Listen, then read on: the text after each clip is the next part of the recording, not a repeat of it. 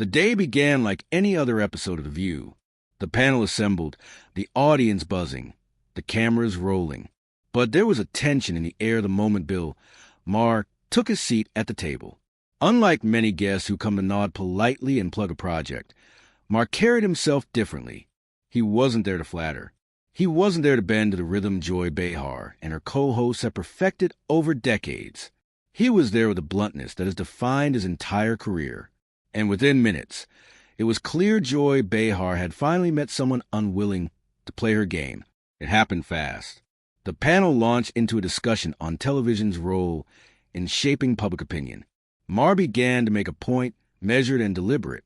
But before he could complete his sentence, Joy Behar leaned in, waving her hands dismissively. Bill. She cut in, her tone mocking. You can't be serious. Nobody buys that anymore. It was the kind of interruption viewers had grown used to. Joy often steamrolls her co-hosts, cutting them off mid-sentence, redirecting the conversation back to her own opinion. Most guests, caught off guard, smile awkwardly and let her carry on. But Maher wasn't most guests. He paused, stared at her for a beat too long. The audience picked up on it instantly. This wasn't the usual deferential smile of a guest letting Joy bulldoze the conversation.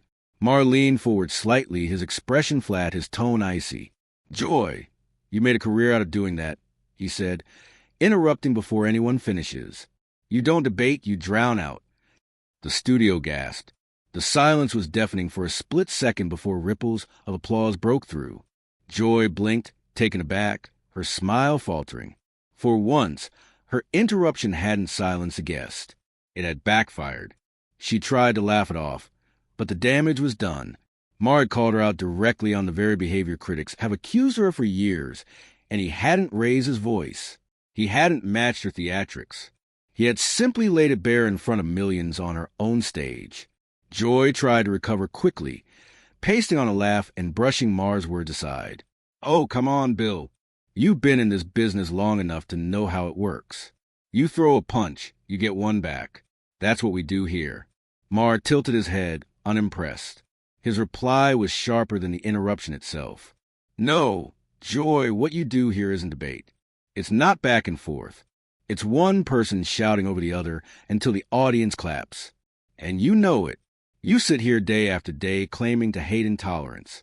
But the minute someone has a point you don't like, you cut them off. That's not conversation. That's performance. The room erupted with applause. The live audience, usually Joy's shield, her reinforcement, wasn't laughing with her. They were clapping for Maher. Joy bristled. She leaned forward, raising her voice, trying to regain control. So, you're saying you're the only one allowed to talk? Please, that's rich coming from you. Maher didn't flinch. He kept his tone calm, deliberate, almost surgical. I'm saying if you want to call this a talk show, you have to let people talk. Otherwise, it's just noise. And frankly, Joy, you've been the loudest one creating it. The line landed like a hammer. Gasps, then more applause. Some audience members even shouted, let him speak. The camera cut briefly to Behar's co-hosts, who sat stiffly, eyes down, unsure whether to intervene or let the clash burn. For years, Joy Behar has deflected accusations of bullying her way through conversations by joking, laughing, and dismissing critics as overly sensitive. But Maher wasn't laughing. He was stripping away the veneer of entertainment, exposing what many have long suspected. That Behar doesn't engage. She dominates, and not out of strength, but out of fear of losing control. The audience reaction sealed the moment.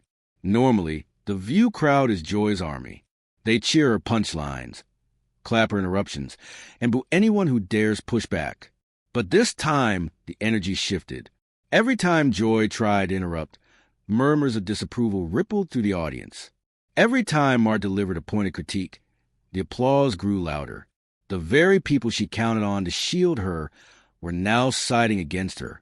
At one point, when Joy cut in for the third time, Maher stopped mid-sentence and gestured toward the crowd. See, they know. They can see it. You don't let anyone finish a thought. And they're tired of it. The crowd erupted, clapping, whistling, even shouting encouragement. It wasn't just approval of Maher. It was rejection of Behar. For the first time in her long tenure, the audience wasn't her weapon. It was her enemy. Joy's forced laughter grew more strained. She shifted in her seat, her body language defensive, her voice higher pitched than usual. "Oh, listen to you, Mr. Perfect. You've never cut anyone off in your life." She shot back. Maher shrugged, calm, almost amused. "The difference is when I do it, I let them hit back. You don't. You shut it down and pretend it's wit. But it's not wit, Joy. It's noise." The room exploded again. This wasn't comedy. This was demolition. Joy's empire of interruptions, sustained for decades, was being dismantled live with the audience cheering it on and the cameras catching everything. Her faltering smile, her defensive posture, the audience's betrayal. It was all on display. This wasn't the kind of footage that fades after the commercial break.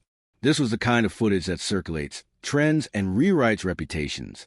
Joy Behar has a signature move when confronted: the forced laugh. For decades it has been her shield, her way of dismissing criticism without ever addressing it. And right after Bill Maher's first direct shots, she reached for it again. She leaned back in her chair, plastered on a wide grin, and laughed louder than the audience. "Oh, Bill," she said, waving her hand dismissively. "You're just doing what you always do, stirring the pot. That's why people either love you or hate you." The problem was, the audience wasn't laughing with her. Her chuckle sounded hollow against the backdrop of genuine clapping from Maher's earlier lines. The imbalance was glaring. Maher didn't laugh. He didn't soften. He leaned forward, elbows on the table, eyes locked on her. "Joy, that's the difference between you and me. When I stir the pot, I've got something in it. You're just banging the spoon against an empty pan." The studio roared. Applause erupted. Whistles cut through the noise, and Joy's smile faltered. She forced another laugh, higher pitched now, but her eyes betrayed the sting. Her co-host shifted uncomfortably, and for the first time, Behar looked rattled on her own stage. She tried again. "You've got jokes, Bill, but this is The View. We're here to talk, not to let one guy dominate." Maher tilted his head, smirked slightly, and shot back. "Talk? Joy, you don't talk. You filibuster. The second someone disagrees with you, you cut them off. That's not a conversation. That's just Joy Behar being Joy Behar." The audience clapped harder, some standing. Behar's laugh died in her throat. Her trademark tactic had failed. Instead of brushing Maher's critique aside, she had amplified it, giving him the chance to underline the very flaw he was exposing. The back and forth escalated. Joy tried to regain control with volume, her voice rising as she repeated her points.